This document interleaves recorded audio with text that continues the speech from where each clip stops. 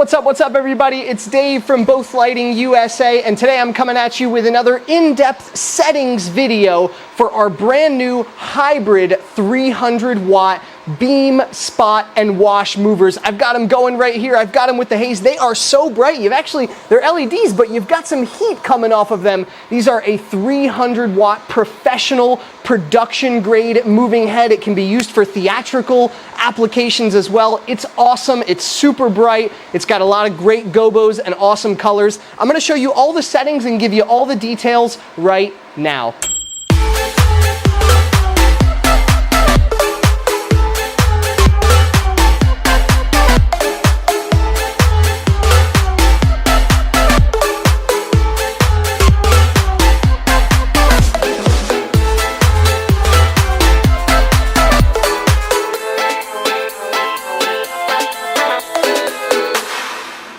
All right, first let's take a quick look at the back of the fixture. You've got nothing out of the ordinary here, just your ins and out and your power button, of course. You have your power con in and out, and you do have a 3-pin DMX. It is a 3-pin DMX in and out. Of course, you can use wireless DMX with it if you want to. 3-pin DMX, power con in and out, and an on and off button. So here is the general info display of the hybrid 300 watt mover, and this is the front of the fixture too. You've got your basic up, down, left, and right, and your OK button. First up, that big number in the top left, that is your DMX address. So right now we're on channel 56. On the right side, we've got FPS, which is interesting. That is your frame rate for DMX control. So right now, we've got 36 FPS of DMX coming into the fixture, which, you know, you'll never need to know that information, of course, but as long as that number is right there in the 30s, you've got a good connection.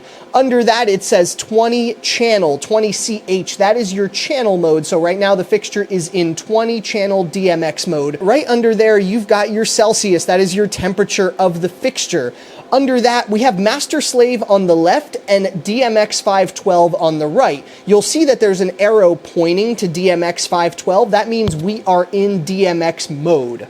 3 more little sections at the bottom. The one on the very bottom left with that check mark and the 0, that is your error screen. So right now we've got a check mark instead of an X. That means there are no errors, and if there was an error, that 00 would change to tell you the error code, and we've got in our manual exactly what the error code means. These next 2 sections, the next and the S0, you shouldn't need those. Don't worry about those at all. The rest of the information is all you need to get this fixture up and running. Now, looking further into the fixture, if you want to get into your settings, you got to start with the OK button. Once you press the OK button, you've got the main menu, which of course starts off with your DMX address. So if you press OK here, you actually get to adjust each number of the 3 numbers. It makes it nice and easy because then you don't have to go from 0 all the way to 430. Let's say I wanted to do 430. I could set this to the 4. I can press OK, it moves on to the next digit. I can set that to the 3. I can press OK one more time. I've got the last digit, and you can set it with the down button to 430. Now we've got 430, nice and easy. I didn't have to sit there and hold the up or down button for a while. Moving on down from the DMX address, you've got your channel mode, and actually this never changes because this fixture is a 20 channel fixture. It's only got one DMX channel mode, so it's always gonna stay 20. Moving on, you've got your reset button, of course, and this gives you the ability to reset any of the parameters of the fixture. If you're having an issue with your gobo wheel or your color wheel, you can go in here and reset it. It'll go back to its normal condition as if you just turned the fixture on. So similarly to restarting the fixture, you can go in and individually change and reset these parameters. Your back button is actually the right button, which sounds funny to us, but it is actually the right button. So now we've gone back, we have run mode. Now in run mode, you can press here and you can see that we have options. We have DMX, of course, DMX control. We've got auto mode where it just kind of does its own thing, completely its own thing the whole time. Now it's just, you know, it just goes crazy. It's like the store display model if you want to run auto mode. Moving on, I'm just pressing OK here again and pressing down. Of course, we get back to DMX and user mode. There's a whole section of this fixture where you can create a user mode. So if you want this fixture to do one specific thing all the time, or one movement or one color, you can set it to user mode, and I'll show you later on how to set that user mode. But of course, everybody, or at least a majority of people, are going to be using DMX mode. So I'm going to set that back over there. Scrolling down, we've got manual control. Now, manual control lets you basically create a static look. Whatever you want this fixture to do, it's different from the user settings because this is a completely static look. It will not move. You can set your pan, you can set your tilt, you can set your pan and tilt speed, which actually only adjusts how fast or slow it moves when you are adjusting it over here. So it's a slower movement or a faster movement. You can set your strobe, your dimmer, your color, your gobo. You've got a second gobo wheel because one of them does not rotate and one of them does rotate. Then you've got your gobo rotation over here. And by the way, you just press OK and you set this to whatever you'd like from 0 to 255. That would basically be 0 to 100%. In lighting world, it's 0 to 255. Let's continue scrolling. You've got your focus, you've got your zoom, you've got your prism, you have the rotation of your prism, you have your frost right here, and I believe the final one is going to be your focus. Oh no, we saw the focus up here. So this lets you create a fully custom static look however you would like with every single feature that this fixture has. Let's head backwards like I did just there. I hit the right button to get us back.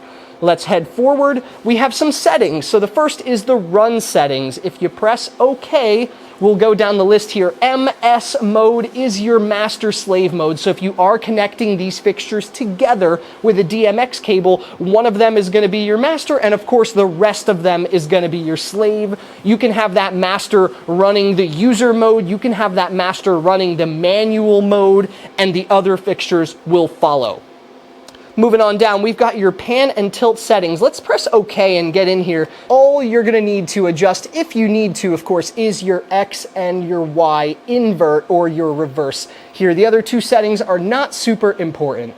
If you head backwards, here we've got the dimmer curve setting under the pan and tilt. And this one, you've got a bunch of different options, but we like to keep it on S curve. Take a look at all your different options. We recommend S curve, so make sure you press OK when you're changing any of those settings. Here we go down, you see that user program where you can create and record a scene. So if we go into manual, you can adjust, like we did in that manual mode, you have multiple different manual steps that you can record into a sequence. And that sequence you can then use with your other fixtures if you want to master slave them.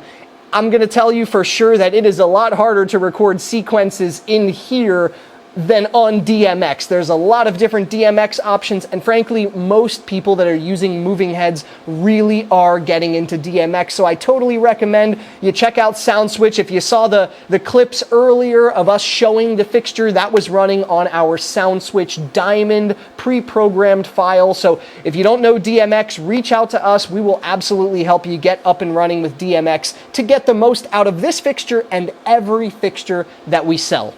Let's keep going. Let's go backwards from record. Let's go backwards a little bit more. We got this setting right here that says if no DMX. Now, this is a setting that you adjust to tell the fixture what to do if there is not a DMX cable plugged in, or more specifically, if you lose connection in the middle of an event. There could be issues with wireless DMX. You could have a bad cable. What do you want this fixture to do if it's no longer being told what to do with DMX? There's two settings here. The first one is your power on. So this is actually just asking you what you want the fixture to do when it first turns on if there's no DMX. Middle just means that the fixture is going to point straight to the middle, and with a blackout, you've also got the option of putting it right into auto mode as soon as it turns on, and you've got the option of putting it into user mode as soon as it turns on, or you can do nothing. No effect is an option as well. We keep ours in the middle just so that it at least stands itself up and gets itself into position. Now the runtime down here is exactly what I was talking about earlier. During runtime, if you lose DMX, what are your options? Well, you can turn the shutter off. You can keep, which means whatever is happening, let it continue doing it. And those are your two options. So either it shuts off, either it blacks out, or it continues what it was doing. Those are your two options for if you lose DMX while you're running the fixture. Let's head backwards one more time. Here we go to the bottom. I believe we've reached the bottom of our run settings. So once again, we can press that back button, which is your right button. We can head further into the advanced settings. Now, there are a few settings in here that are factory only. They've got a password. So this is if they were fixing the fixture, they would get into this ADJ menu and this ADJ recover menu. But there's two specific ones in here in advanced settings that I want to make sure you know. LCD display is one of them. And this one has your LCD flip. So if you're hanging this fixture upside down, of course, your screen is going to be upside down. So you're going to want to be able to nicely, easily read it. So what you can do is you can flip by pressing OK, pressing up from N to Y, no to yes, and there you go. You'll see our screen flip. Now, if this fixture was upside down, it would be perfect. Let's flip it one more time to get it back into its spot, and let's take a look at screensaver. So with screensaver, you've got multiple different options of what you want to do with the screen once the fixture is operating. You don't want to see the address the whole time, of course, so you can either have the screen black out or you can keep it on. Of course, I highly recommend blacking out the fixture. There's no reason not to. Let's go backwards once again. The second one that I definitely wanted to show you in here is language. I'm assuming all of our guys watching this video are going to be in English, but you've got different options, Chinese and English. These settings right here, like I said, they need this password. We actually don't even have the password. But again, if you need to factory reset your fixture, the best thing that you're going to do is either go into this reset to reset specific parameters, or just unplug the light, turn the light off, and turn it back on. That will fix any possible issue you've got. Let's go back down. After advanced settings, you just got your info screen, which tells you all of the information you could possibly need about this device, any error codes that are coming up, any issues with the LED. Of course, you've got your usage time. Interesting, it says 0 hours. Now, this is a brand new fixture, so you'll see this go up. You've got your test mode over here where you can actually run a manual test on all the fans on the fixture to see if the fans are still working and operating, keeping the fixture cool. And finally, your product code just has some information about the fixture, including its serial number and its model. Well, there you have it, folks. That is our hybrid 300-watt beam, spot, and wash moving head at Both Lighting USA. As you can see, I was looking at the manual over here, which is available on our website, bothlightingusa.com. And that manual will show you all the other features of this fixture, like the focus, like the prism, like the zoom, which, by the way, the zoom is what makes your fixture turn into a wash or a beam. The zoom is crazy. I actually want to show you the zoom. Let's take a look at it. I'm not in an arena to show this to you guys, but I want to show you the zoom. Right now, it is as wide as it can go, and let me show you how tight it can go. I'm using sound switch here to just adjust the parameter of the zoom. You'll see it tightening up, all the way to a real beam. This is a beam fixture right here. So there you go. You've got your tightest and you've got your widest. And of course, the farther away the beam is facing, the wider it's going to get. And right now, I'm just at my ceiling, basement ceiling, and it is 5-6 feet wide from 5-6 feet away. It's great. It really is a hybrid fixture. Hybrid 300-watt beam spot wash, Both Lighting USA. Check it out on our website. The link is below. If you have any questions, give us a call. I will personally answer the sales line, and I'll answer all your questions. Have a great day, everybody. Thank you so much for watching.